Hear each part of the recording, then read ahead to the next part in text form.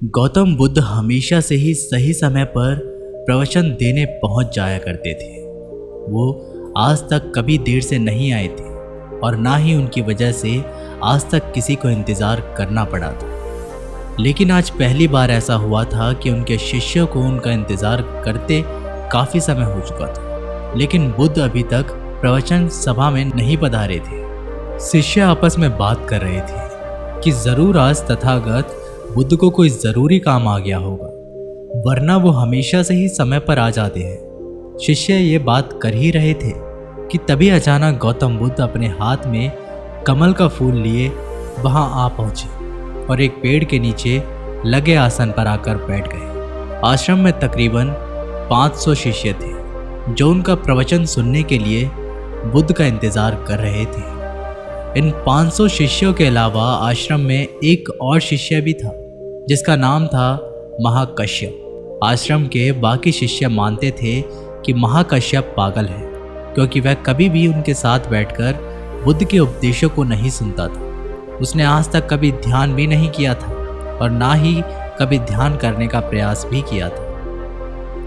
वह बस पूरे दिन चुपचाप किसी पागल की तरह आश्रम के एक पेड़ के नीचे बैठा रहता। ना ही उसके पास कोई बात करने आता और ना ही वो किसी से बात करता।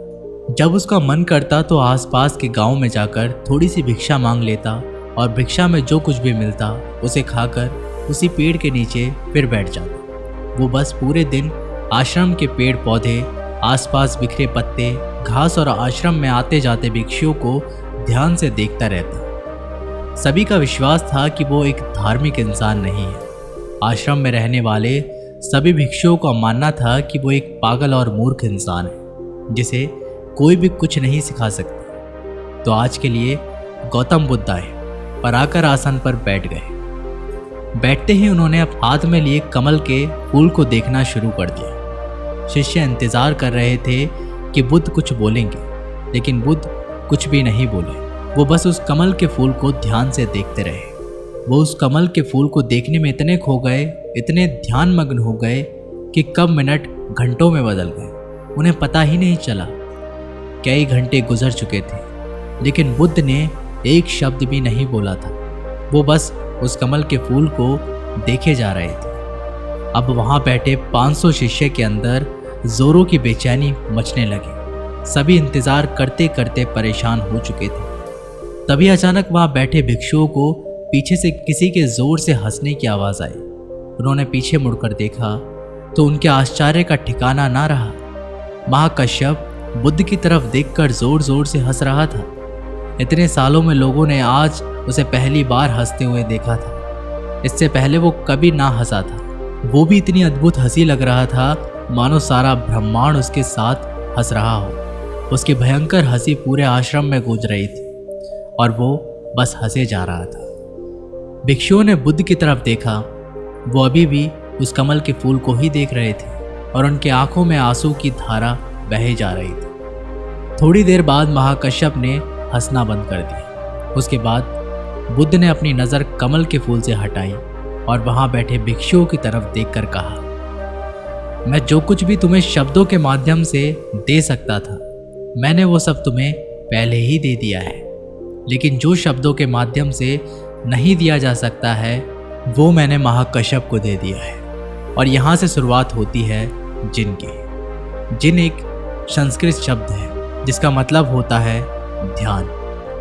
गौतम बुद्ध ने दुनिया को ध्यान सिखाया और फिर बौद्ध धर्म इस ध्यान को चाइना ले गए, जहाँ इसे जिन कहा जाने लगा। फिर चाइना से होते हुए ये जिन परंपरा जापान, कोरिया और दक्षिण पूर्वी एशिया के कई देशों में फैल गए। जिन आत्मज्ञान प्राप्त करने का एक बहुत ही अजीब लेकिन अद्भुत तरीका है, क्योंकि इसमें किसी भी तरह की कोई बड़ा कोई बंधन नहीं है। क्योंकि इस परंपरा का ना तो कोई निश्चित विज्ञान है, ना कोई शिक्षाएं, ना कोई भ्रांत और ना ही कोई निश्चित अभ्यास करने की विधि। बस आपको अपनी आंखें बंद करके बैठ जाना है और इंतज़ार करना है। फिर ये घटना आज नहीं तो कल आपके अंदर घट ही जाएगी। जैन परंपरा में ध्यान करने का कोई निश्चित तरीका नहीं है। इसमें बस आपको जागरूक होकर ये देखना होता है कि आपके दिमाग में किस तरह के विचार उठ रहे हैं लेकिन आपको उन विचारों में उलझना नहीं है, बस उन्हें देखना है। एक विचार उठेगा और फिर वो अपने आप गायब भी हो जाएगा। बस आपको उन्हें पूरी तरह जागरूकता के साथ देखते रहना है। जब आप मन में उठने वाले किसी एक विचार का निरीक्षण पूरी जागरूकता के साथ करते हैं और फिर जब वो विचार आपके मन से गायब हो जाता है और आप दूसरे विचार के निरीक्षण के लिए तैयार होते हैं, तो आप पाएंगे कि दूसरा विचार उतनी तेजी और जल्दी से नहीं उठा। ऐसा इसलिए होता है क्योंकि जब आप अपने मन के विचारों पर ध्यान देना शुरू करते हैं तो हमारे मन की भागदौड़ कम हो जाती है और मन शांत होने लगता है। और फिर एक ऐसी अवस्था भी आती है जब हमारा मन विचार मुक्त हो जाता है। मन में कोई विचार नहीं होते। दो विचार के बीच की यही विचारहीनता ही सच्ची चेतना कहलाती है। शुरुआत में इस विचारहीनता का समय ज़्यादा लंबा नहीं होता। ये ज़्यादा से ज़्यादा 8 से 10 घंटे का ही होता है, क्योंकि हमारे दिमाग को सालों से लगातार सोचने की आदत पड़ चुकी है। लेकिन अगर हम लगातार प्रयास करते रहे तो धीरे धीरे विचारहीनता का ये समय भी लंबा होता चला जाएगा। और ये समय जितना लंबा होगा उतना ही हम जिन समझ पाएंगे, ध्यान को समझ पाएंगे और उतना ही हम खुद के करीब होते चले जाएंगे। तो दोस्तों, ये वीडियो यहीं पर ख़त्म होती है। मिलते हैं एक नई वीडियो के साथ। तब तक के लिए धन्यवाद।